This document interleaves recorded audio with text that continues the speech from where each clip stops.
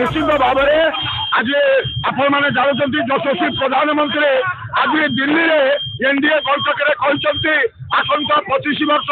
भारत वर्षर विकास द्वार हम ओडिशा तेणु ओडिशा डबल इंजिन सरकार एवं प्रभाती परिडा निश्चित भाव में आशा करुचु राज्य मंत्रिमंडल से निश्चित एक पदवी ग्रहण करेंगे नेतृत्व में ओडिशार विकास सहित निमापड़ार विकास अग्रगति जारी